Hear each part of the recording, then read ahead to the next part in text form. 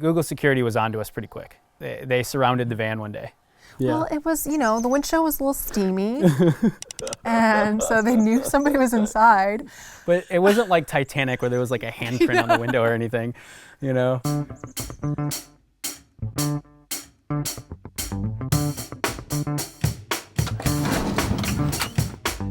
People liked us though when we lived on campus. They used to always hang out and come to our RV for like drinks after work. We always had beer and meat, so I don't know, maybe we were buying people's stuff.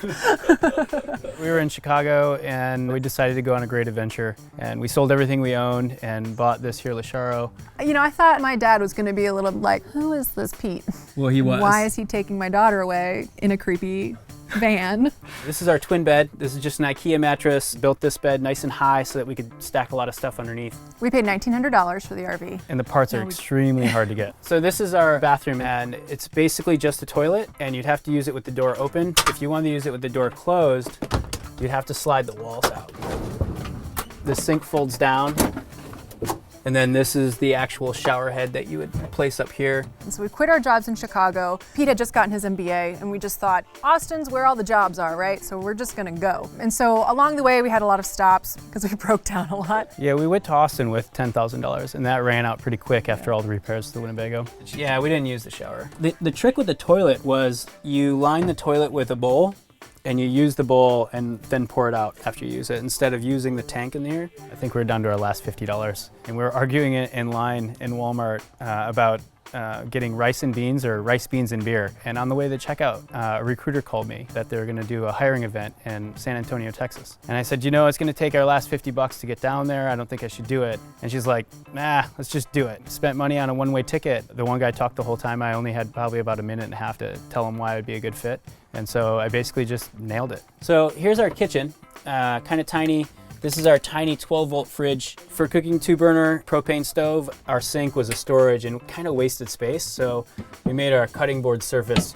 I was invited to come out and try out for a Google self-driving car team, and they asked me to join. And so we said, okay, we're gonna move. And we packed up the Winnebago within a few days, and we took off. Yeah. So now you're in kind of our dining, living, our hangout office. Area. And then we bought an Astro van and moved into an Astro van. In the beginning, we were really timid, and we started out with the Astro van, parking on the side of the street in neighborhoods. Yeah. And we started poking around Google looking for spots, and we stayed a couple nights. And then Google security was onto us pretty quick. They surrounded the van one day.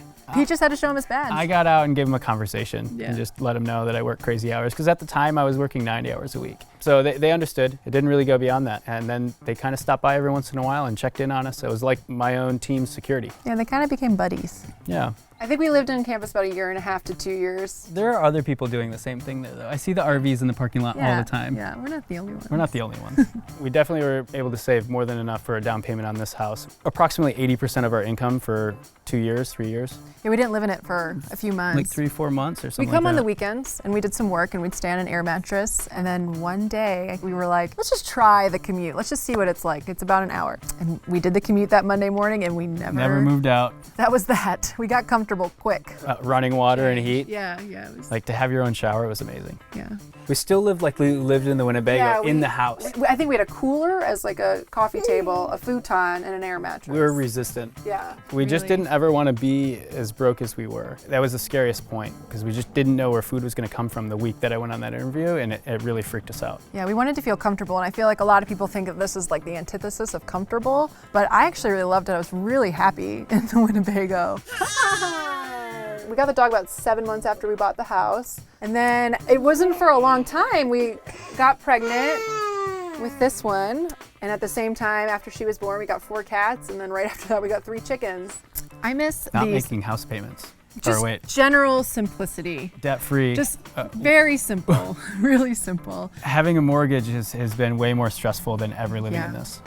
Lots of memories in here, for sure. The smell reminds me of our time here. Probably not moving into it, but I think we're ready to go on another adventure with it. Yeah. And we have a baby now, so things have changed. Things have changed a lot. We don't want to get rid of it. I just feel like it has so much sentimental value, and we just put so much into it. But yeah, I mean, we definitely want to use it for adventures and kind of see where it takes us. But I got to break down on the side of the road more.